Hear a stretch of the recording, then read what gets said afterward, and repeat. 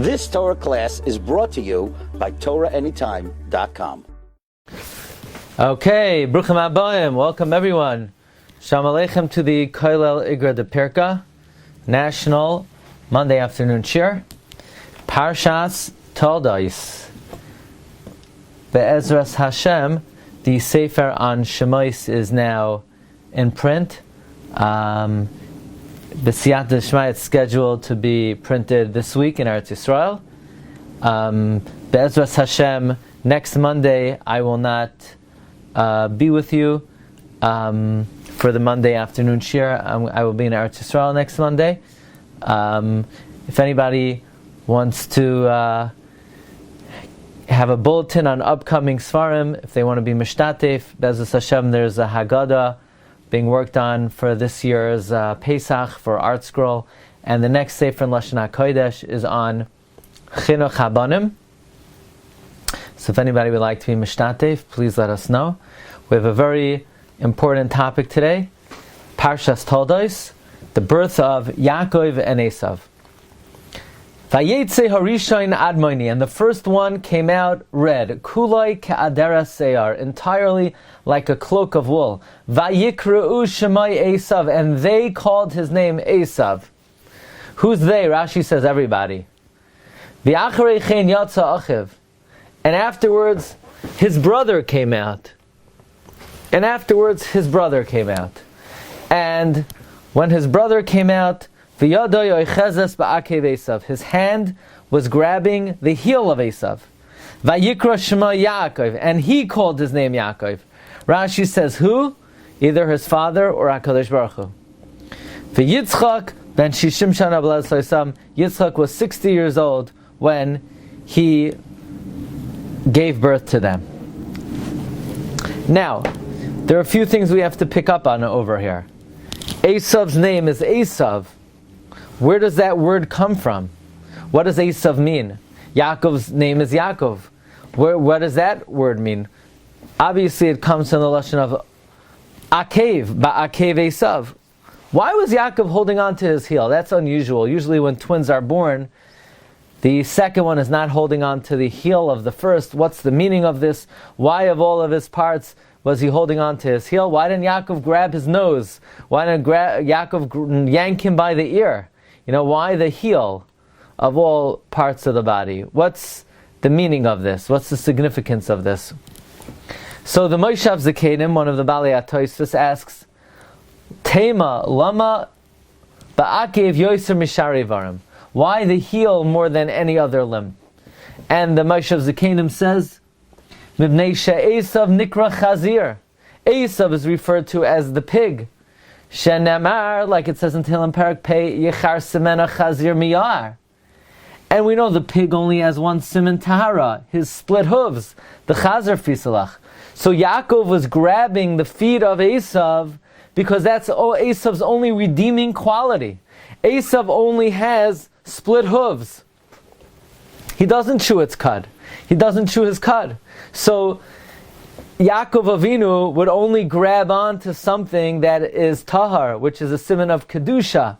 So therefore Yaakov Avinu grabbed the heel of Esav because since he has split hooves, that's the only thing that is worthy, that's the only thing that is possible for a tzaddik to hold on to. By the way, the Yismach Moshe says the exact opposite. He says, why does Esav have split hooves?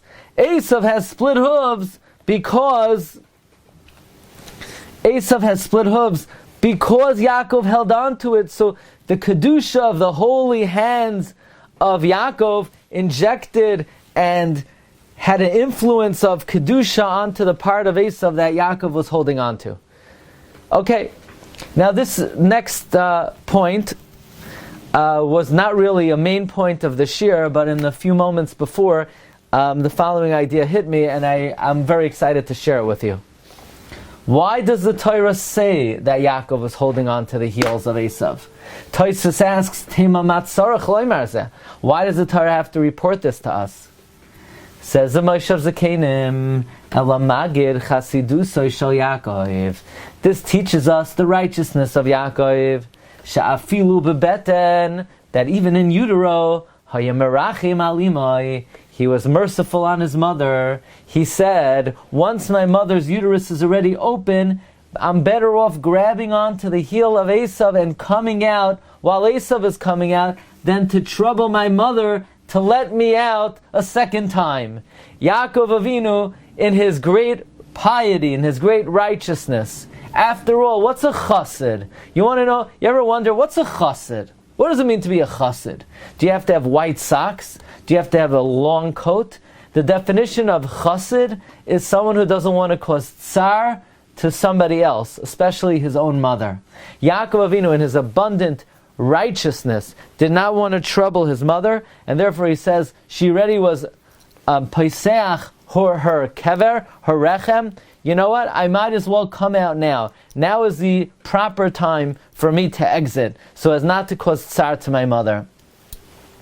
And you know what? I was thinking about this, and I think this is a very powerful moment in the life of Yaakov Avinu, and Yaakov Avinu did this with great chachma. Rabbi said, we all know that the great merit of Esav is Kibud Avaim. Esav's great merit is Kibud Avaim.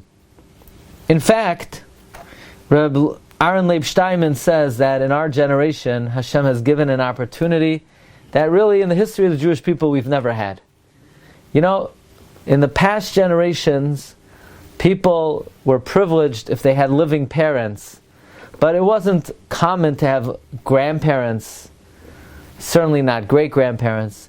And in our generation, we see a phenomenon that often you have people who are grandparents themselves caring for elderly parents. Why is that, says Rabbi Aaron Leib Steinman? That's because Ribono Shel Olam knows that we're in the final generation, and we have to deliver the final knockout punch to Esav.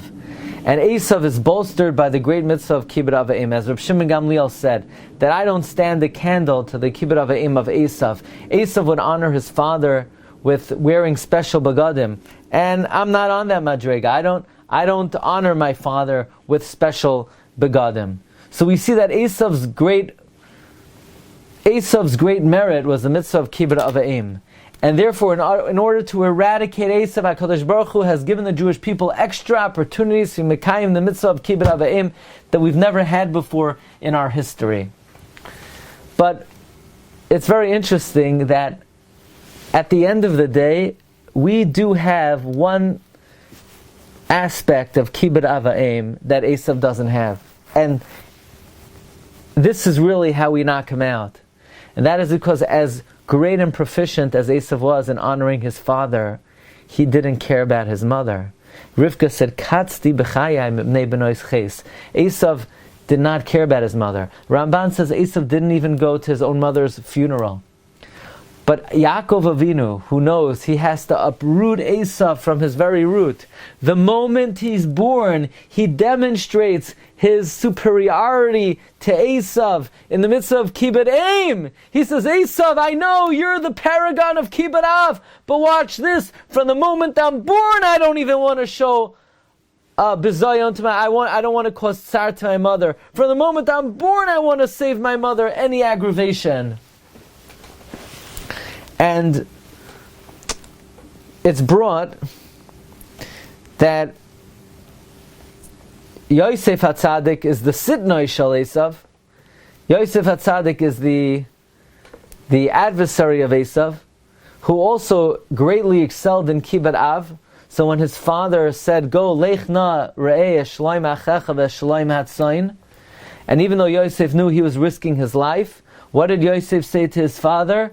Hineni, the same word that Yaakov Avinu used at the Akedah. Because this Yosef knew to eradicate Esav, he has to demonstrate great Kibud Aim. And therefore Yosef said, Kibud Av, therefore Yosef said Hineni. And it could be in the very name of Yosef. The name of Yosef is Asaf Elokim es Charpasi. He was covering over the shame of his mother, that his mother shouldn't have children. So this is very important and telling in the origins of Yaakov Avinu and the origins of Yosef. And we're going to speak about that more in the holy city of Yerushalayim next Monday. Okay, now, let's examine the names of Yaakov and Esav. Yaakov is called Yaakov because of Akev, heel. So I have a great idea. If he's named Yaakov because of heel, he should be called heel. Now, heel is not the nicest name you could call somebody, but Akev is not the end of the world. And where did the Yud come from? Furthermore, what does the word Esav mean? Look at Rashi. Rashi says, Vayikru Shemoi Esav. Says Rashi, Hakol Karo Loichein. Everyone called him this. Lefi Shahaya Naaseh, because he was already made, Vinigmar, and completed, B'Sa'ara, in his hair, Keven Shanim Harbe, as if he was many, many years old. Comes the Rashbam, and the Rashbam says he's called Esav Adam Asoi. He is complete, Vinigmar, and finished, Shahaya Bal Seyar. He was full of hair. So now we encounter something remarkable. Really, Yaakov should have been called Akev, without a Yud. And according to the Rashbam, Esav should have been called Asoi, with the Yud at the end. Comes the holy Megaleh Amukos, Rav Nosson Nata Shapiro, and he reveals a startling revelation. That originally, Esav's name was Asoi, with the Yud at the end. And Yaakov's name was Akev, without a Yud in the beginning. And Yaakov Avinu went and he grabbed the heel, meaning the end of Esav. What's the end of Esav? He grabbed the Yud, and he made Asoi into Esav, and he made Akev into Yaakov. Ayom v'Naira. So, we asked, Esav should be called Asoi. We asked, Yaakov should be called Akev, and the answer is yes. That was their names. But then Yaakov Avinu went ahead and he grabbed the Yud. The Yud was the heel of Esav. And he took the Yud out of Asoi, and he made himself Yaakov. Which, by the way, I'm personally very happy about, because then my name would have been Daniel Akev, and I prefer Daniel Yaakov much better. And this is something that the Megaleh Amukos talks about in at least 3 places. In Parshas Toldos, in Parshas Vayishlach, and in Parshas B'chukaisai. Says Megaleh Amukos, Shehabechayra Shalakach Yaakov and Esav is the Yud. The Bechayra, Rabbi say, the Yud is the birthright. That was stuck in the heel of Esav. He was called Asoi, V'nigmar. And Yaakov should have been called Akev. But because his hand grabbed the Akev of Esav, which is the Yud, so therefore Yaakov took the Yud, and he made as a crown for his head what was the heel of Esav. Now, the Megaleh Amukos reveals another startling revelation. That not only did Yaakov Avinu take the Yud, but the truth is he's after another letter from Esav. He's also after Esav's Vav.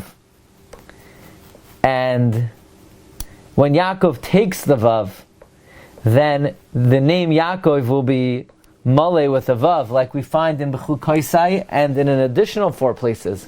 V'zacharti esbrisi Yaakov, and I will remember my covenant with Yaakov, Megaleh with a Vav. Says Rashi, in 5 places Yaakov is spelled Megaleh, and Eliyahu is spelled Chaser. Yaakov took a Vav from Eliyahu's name as a guarantor. But wait a second.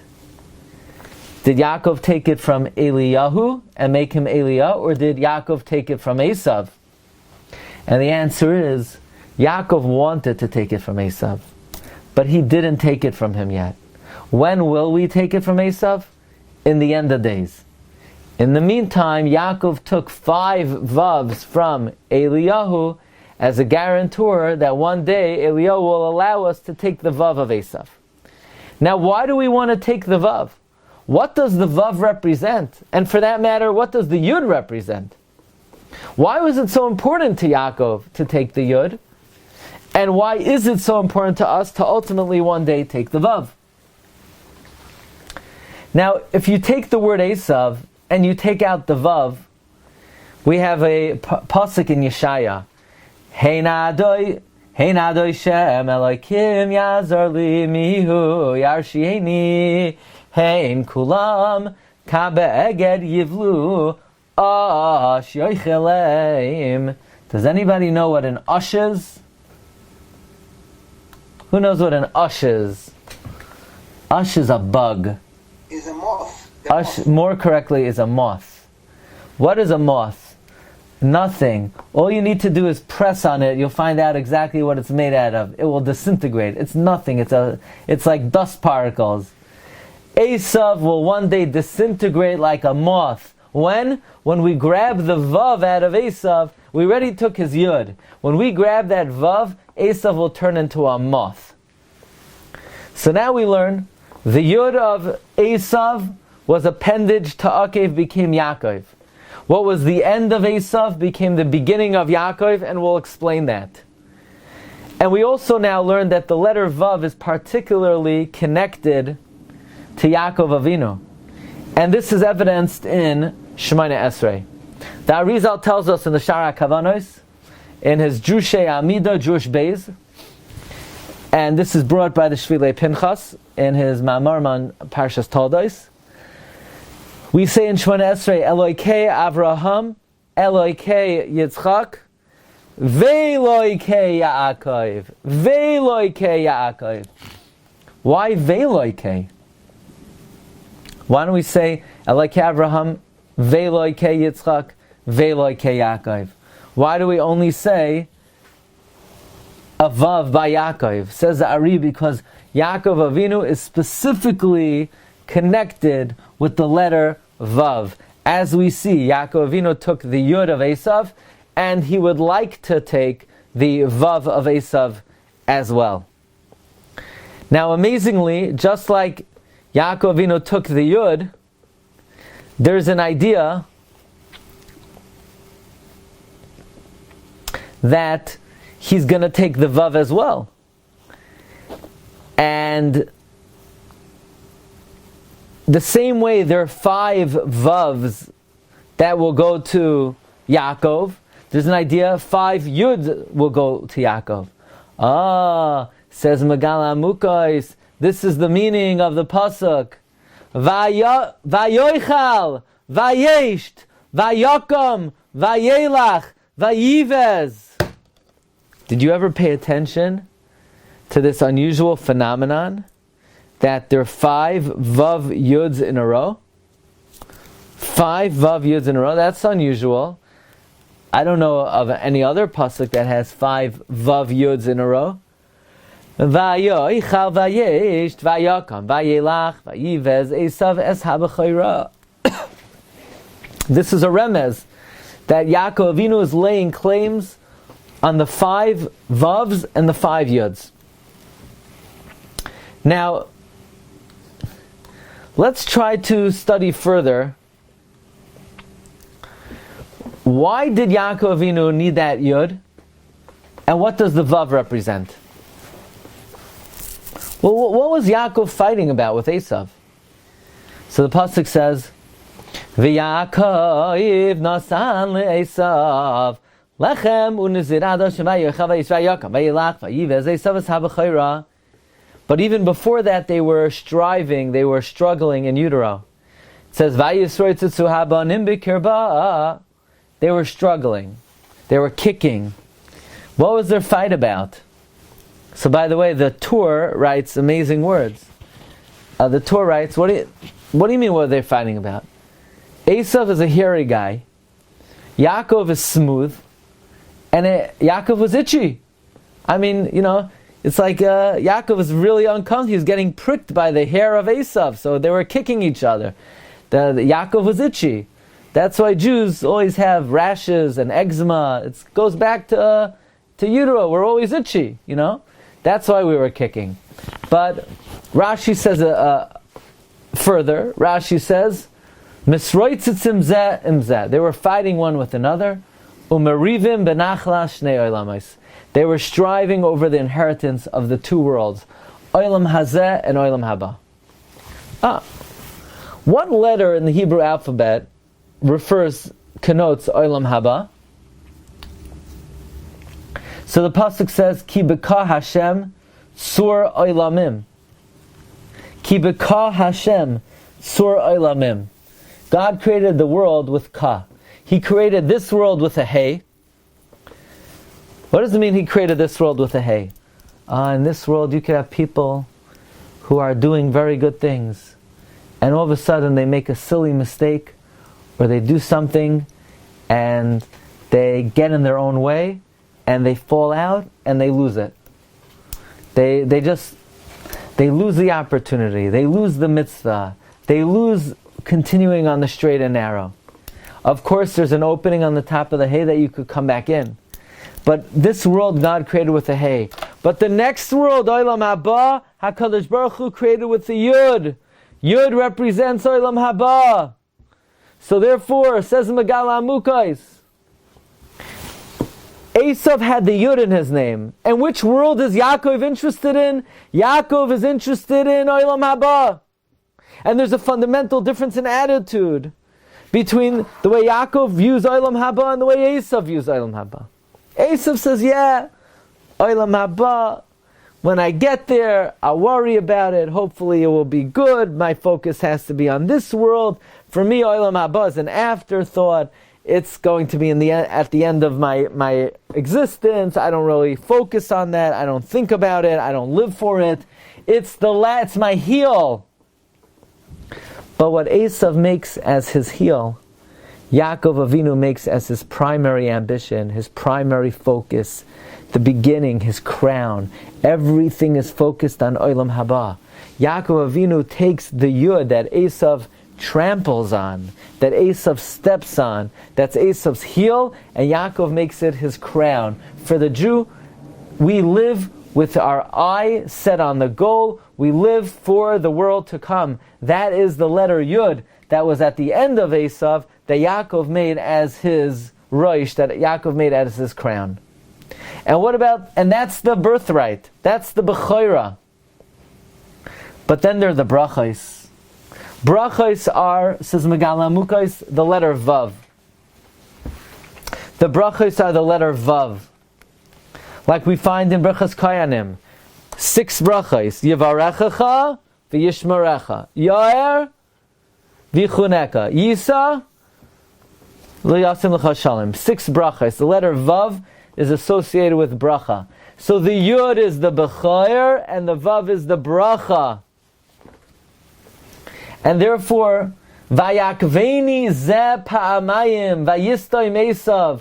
He tricked me twice. He took 2 letters. He took the Vav and he took the Yud. And that's why it says 5 times. Vayoichal, Vayesht, Vayakam, Vayelach, Vayivez, Vav Yud, Vav Yud, Vav Yud, Vav Yud, Vav Yud. It's interesting that if we look in the Kiddush Friday night, in Vayichulu, the Zera Kodesh of Rabshitz points out that we likewise have 5 Yuds. How so? We have Vayichulu v'chol tzvam, Vayichal k'mei Yishim l'achter shazah, Vayishom l'achter shazah, Vayivarach l'imuzim v'shivayishkan, Vayikadesh Yisoi. 5 Vav Yuds. We could say, well, because Shabbos is Me'ein Olam Haba. So the same way Yaakov Avinu wanted these oisiyos to gain the priority of Olam Haba and the blessing of Olam Haba, there is a reference to 5 Vav Yuds in the Kiddush Friday night. And that is what the Shvilei Pinchas suggests, that Shabbos is, by the way, Me'ein Olam Haba. And Shvilei Pinchas says, therefore, Ba Shabbos, Ba Menucha, that is the day when we strip Esav, Asoi, not only of his Yud, but of his Vav as well. And on Shabbos, Esav turns into a moth, and he's Ash Yoichalem. But I want to share with you one more idea regarding the significance of this pasuk that has 5 consecutive Vav Yud, Vav Yud, Vav Yud, Vav Yud, Vav Yud. Chassam Sofer asks an amazing question. Yaakov bought the birthright. What did he buy it with? He bought it with a pot of beans. How did he buy it with a pot of beans? It's not his pot of beans. Yaakov Avinu is not married. He's samach al shulchan aviv. What's the halacha? Does the kid own the food of his parents that his parents give him? No. His parents are not makneh the food to him. The parents let him eat it.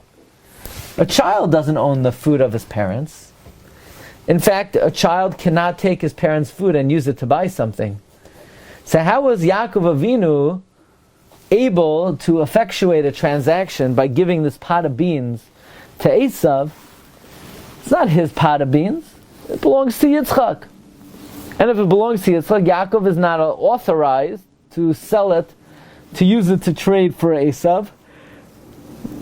And l'chaira, it would seem that this transaction is null and void. However, the Chassam Sofer says, look at the great hashgacha pratis of what occurred at this time. Because what was this pot of beans being cooked for? Chazal tell us that on that fateful day that Esav came back from the field of Ayef, Esav returned to mourning. And who are they mourning? They are mourning Avram Avinu. And HaKadosh Baruch Hu took Avram Avinu 5 years early in order that Avram Avinu should not see Esav go off l'tarbas ra'ah. Because Hashem promised Avraham that he would die b'seva toiva, and this would not be b'seva toiva, so Avram Avinu died on that day. And Yaakov was cooking beans. Rashi says that mourners eat beans because ein lahem peh, there's no opening, there's no mouth, just like a mourner does not greet people. Now, this pot of beans then was a sudas havra, the first meal after the burial. There's a halacha that sudas havra has to come from somebody else's money, it cannot come from the possession of the mourner. Sometimes people don't realize this. They go home and they eat the first meal. The first meal must come from someone else's possession. So how could Yaakov be cooking beans, but these beans would not be kosher for sudas havra? It must be that Yitzchak was makneh the beans to Yaakov, so that Yaakov could give Yitzchak sudas havra from a possession that doesn't belong to Yitzchak. This was the only time in the life of Yaakov that he ever owned his food, because Yitzchak had to have been makneh the food to Yaakov, so that Yaakov could feed Yitzchak sudas havra. And just then, lo and behold, who walks in the door? Esav walks in the door. And Esav has a bechorah. And Yaakov says, you know what, it's really nifty, it's really neat that this is the first time in my life I have some possessions on me. Let me use the only possessions I have to purchase the birthright from Esav. Look at the great hashgacha over here. This was the only time in Yaakov's life he ever owned anything. Now, let's come back to the 5 vav yuds. Because when I saw these vav yuds,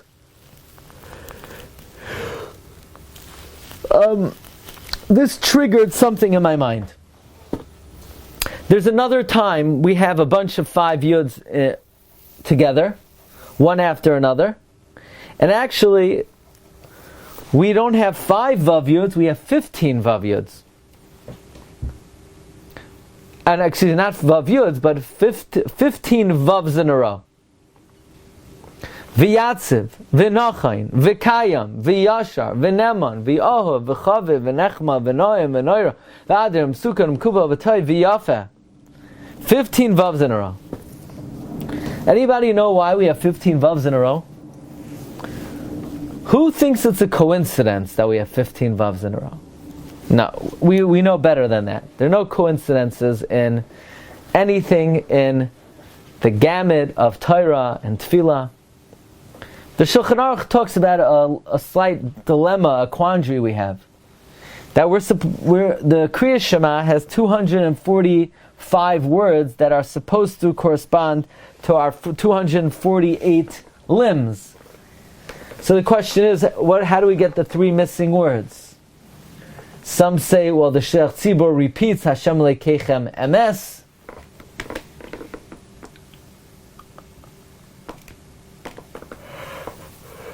Some say the Sheikh Tzibor, The people repeat Hashem Elokeichem Emes, and the Shliach Tzibur repeats Hashem Elokeichem Emes. Some add Kel Melech Naaman. But there's a great quandary how you get to 248. But actually, the definitive approach of the Shulchan Aruch is as follows. The Shulchan Aruch says that when you say V'yatziv, V'nachain, V'kayam, V'yashar, V'neman, V'ahav, V'chaviv, V'nechmad, that's 15 vavs. 15 times vav is 90. 90 is 3 words. Shem Havaya times 3. Because Shem Havaya is 30. So since Shem Havaya is 30, 15 vavs is 90, is 3 Shem Havayas. So you say, what are you talking about? Shem Havaya is not 30, Shem Havaya is 26. No, says the Shulchan Aruch. Im HaKoila, with the 4 letters, it's 30. So you have 15 vavs. 15 vavs is 90. 90 is 3 Shem Havayas. Those 3 Shem Havayas are now mitzaref to the 245 words of Kriya Shema. So from this Shulchan Aruch we see the following principle. 5 vavs is the name of Hashem. So going back to the pasuk, Vayoichal, Vayesht, Vayokam, Vayilach, Vayivez are 5 vavs. Shem Havaya, indicating there was a special hashgacha pratis that occurred over here. And what was that? That was that the moment Esav walked in, that was the time that Yaakov Avinu was cooking lentils with the only food he ever owned in his life, that Yitzchak was maknet to him, in order for Yaakov to have the opportunity to have possessions to buy the Bechayra. This is alluded to in the remez to the Shem Hashem in this pasuk. So just to summarize, we learned that Yaakov Avinu from his very origin was trying to hold on to the heel of Esav in order to avoid causing tsar to his mother. And this was the very origin of Yaakov. So that if Esav would ever try to supersede him in Kibud Av, Yaakov could always turn to him and say, yeah, pal, but what about your Kibud Aim? And really, Esav was called Asoy with the Yud at the end. And Yaakov was called Akev without a Yud in the beginning.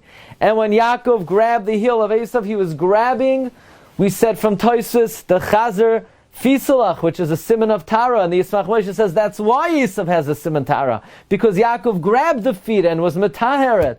But that's referring specifically to the Yud. The Yud represents Olam Haba. What's last on Esav's mind is first on Yaakov's mind. The Vav is the brachos. Now Asoy became Esav. In the future he'll become Ash, a moth. That will be on the Yom Shekulei Shabbos, and therefore in Vayichulu you have the 5 Vav Yuds. The Vav Yud, the Vav times 5 is also the Shem Hashem, which we saw from the Chassam Sofer. There was an unusual Hashgacha Pratis in this episode of Yaakov taking the Bracha, Bechor, the Yud of Esav, and ultimately one day the Vav of Esav. That is what I got for you today. I'm going to wish everybody a wonderful day. Next week, Monday, there is no Shiur, and we'll see you Bez Hashem in 2 weeks. Wishing everyone bracha v'atzlacha. Have a wonderful day. Thank you. Baruch Tiyah. You've just experienced another Torah class brought to you by TorahAnytime.com.